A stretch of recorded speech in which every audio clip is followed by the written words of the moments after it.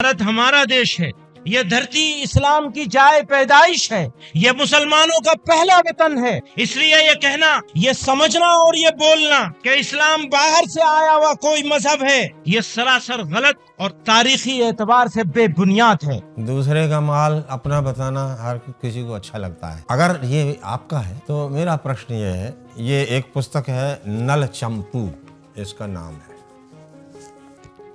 बहुत प्रसिद्ध पुस्तक है नल चंपू, आज भी मिलती है। इसमें भारतवर्ष का वर्णन है। भारतवर्ष का नाम इसमें आर्यावर्त, जो पहले आर्यावर्त ही था, आर्यावर्त नाम से इस देश का वर्णन किया गया है। मैं इस वर्णन को पूरा तो नहीं सुना पाऊंगा, लेकिन एक अंश आपको सुनाता हूँ। अस्ति समस्त विश्वम्भरा भोग भास्वल ललाम लीलायमानः समानस्य व्यतया नाकलोकस्य शूल संबंध चंडिकायतनेषु दृश्यते न प्रजासु।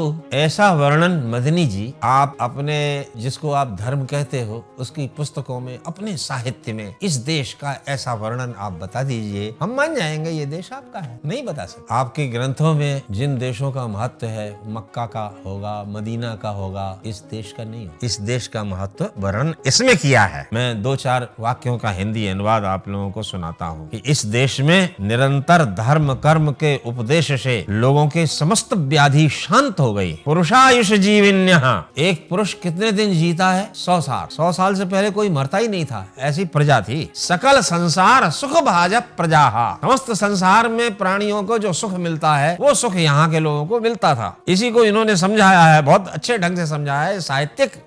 कुष्ठ योगो गांधिका पणेशु, कुष्ठ एक औषधि का नाम है, वो गांधिक लोगों की दुकान पे मिलता था। लोगों को कुष्ठ नहीं होता था, कोढ़ नहीं होता। स्फोट प्रवादो वैयाकरणेषु, अब जिन्होंने व्याकरण पढ़ा है वो जानते हैं स्फोट क्या होता है, और स्फोट का एक अर्थ फोड़ा भी होता है। तो ये कवि कहता है कि इस देश में किसी को कभी कोई फोड़ा नहीं निकलता था, वो फोड़े को स्फोट बोलते हैं। बोले ये स्फोट तो केवल व्याकरण में ही होता था, लोगों को फोड़ा नहीं होता था। सन्निपातस् तालेषु, बोले गिरता कौन था? बोले ताड़ का वृक्ष, ताड़ के वृक्ष पर से फल गिरता था, ताड़ का वृक्ष गिरता था, और किसी का पतन नहीं होता था। ग्रह संक्रांतिर ज्योतिष शास्त्रेषु, ग्रह की संक्रांति केवल ज्योतिष शास्त्र में देखने को मिलती थी, और किसी के ऊपर राहु और शनि और केतु नहीं चढ़ता था। भूत विकारवाद सांख्येषु, और ये भूत विकारवाद ये केवल सांख्य दर्शन में सुनाई देता था, और किसी के ऊपर भूत चढ़ता हो ऐसा नहीं सुनाई देता था। क्षयस तिथिषु, जो क्षय बने नाश होता था वो तिथियों में होता था। भाई आज एकादशी का क्षय है, आज द्वादशी का क्षय है, आज अष्टमी का क्षय है। लोगों में, सब प्रजा में किसी का क्षय विनाश नहीं होता था। ये ऐसा हमारा देश था, ये देश आप लोगों ने आकर के बिगाड़ दिया। अब ये सब कुकर्म यहाँ होने लग गए। गुल्म वृद्धिर वन भूमिषु, एक गुल्म नाम का रोग होता है, वो वन भूमि वनों में वो होता है, वो प्रजा में नहीं होता था। गलक ग्रहो मत्स्येषु